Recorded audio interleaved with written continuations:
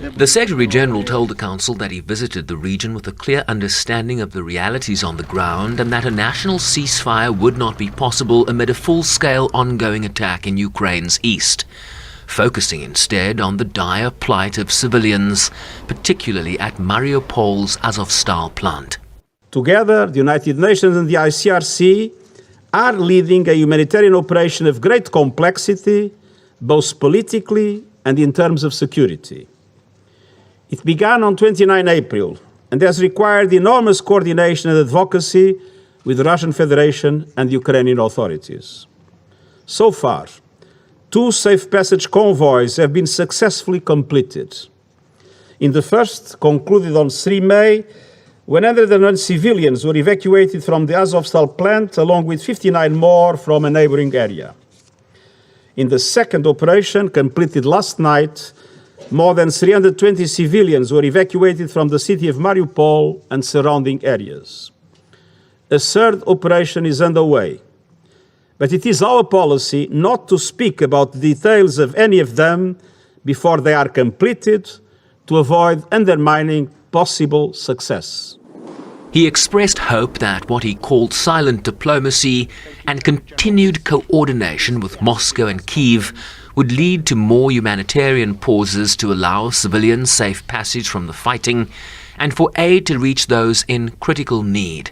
The High Commissioner for Human Rights told Council her office had recorded at least 6,700 casualties since Russia's armed attack started, pointing to most casualties being caused by explosive weapons in populated areas, including shelling from heavy artillery, multiple rocket systems, and airstrikes. My office is also documenting the devastating consequences of the conflict on other human rights. In areas around Kyiv from late February for about 5 weeks, Russian forces targeted male civilians who they consider suspicious. Men that were detained, beaten, summarily executed, and in some cases taken to Belarus and Russia, unbeknownst to their families and held in pretrial detention facilities. My staff met with families who are searching for their missing male relatives, desperate to know where they are, if they are alive, or how they can get them back. She called for all armed forces to fully respect their obligations under international human rights and humanitarian law. Sherwin Briceby's SABC News, New York. All right, so let's start with the big story that we are tracking on Beyond at this hour, where the World Health Organization has condemned what it has termed as the de facto blockade, preventing medicines and other life-saving supplies reaching Ethiopia's Tigray province. The chief of the WHO's emergency response program, Michael Ryan, has said that the situation remains pretty desperate. This is an insult to our humanity, to allow a situation like this to continue, to allow no access, zero access. Now, the officials were responding to questions from reporters on the fighting between forces loyal to Ethiopian Prime Minister Abiy Ahmed and also the Tigray People's Liberation Front, which has led to thousands of people being killed or has forced several million people from their homes since November 2020. This is what the WHO chief, Dr. Tedros Adhanom, who himself hails from northern Ethiopia, has had to say.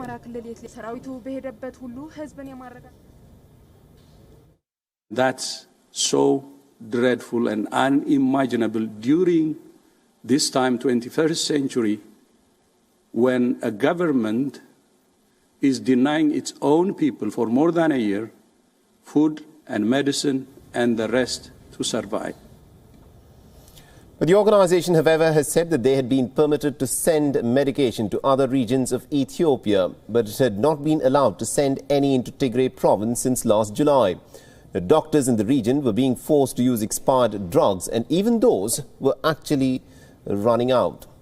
Basic insulin and even other diabetes treatments had not been permitted into Tigray since last summer. And the only viable overland route into Tigray has been through neighboring Afar region. Movement of aid along this route has frequently been affected both by fighting and also due to bureaucratic delays. The United Nations has said that nearly about 70 trucks have been waiting to set off for Tigray from Semera in the neighboring Afar region, but are unable to do so until the security situation improves. Now, the Ethiopian government has accused the TPLF of commandeering the trucks for its own use, but the rebels have denied these accusations. The international relief operation is also facing some severe financial constraints. And the United Nations estimates that it needs almost about $350 million in terms of additional funding for its humanitarian response in northern Ethiopia. The large parts of the region have been under a communication blackout, and they are without electricity, affecting the delivery of key services. I want to talk about the escalating crisis in northern Ethiopia. As an Ethiopian from Tigray, this crisis affects me personally. But today, I'm speaking as the Director General of the World Health Organization. After 11 months of conflict, the humanitarian crisis in northern Ethiopia is growing worse by the day. Up to 7 million people are in urgent need of food and other aid across Tigray, Amhara, and Afar. Tigray, with an estimated population of 6 million people, has now been under a de facto blockade for almost a year. Humanitarian aid is not arriving at anywhere close to the levels needed, and basic services remain cut off, including electricity, banking, and telecommunications. The spread of the conflict into Amhara and Afar is further increasing needs and complicating response efforts. In Tigray, more than 90% of the 6 million population needs food aid, and an estimated 400,000 people are living in famine-like conditions based on the latest UN analysis. Fuel shortages, a continuing communications blackout, and other challenges make it difficult to assess the exact extent of the need. But we are seeing acute malnutrition rates at levels comparable to those we saw at the onset of the 2011 Somalia famine. The de facto blockade of Tigray is preventing us from getting aid to people in desperate need. Since the end of June, we have only had access to Tigray via one road through the neighboring Afar region, where movements are being severely restricted by official and unofficial checkpoints and roadblocks, insecurity, and other obstacles. The UN estimates that we need to bring in roughly 100 trucks of aid a day to meet basic needs in Tigray. But since July, the UN has only been able to move 10% of this into Tigray. The conflict has devastated Tigray's healthcare system, and no supplies of medicine have been allowed into the region since July. Just a fraction of health facilities in Tigray remain operational due to a lack of fuel and supplies. People with chronic illnesses are dying due to lack of both food and medicine.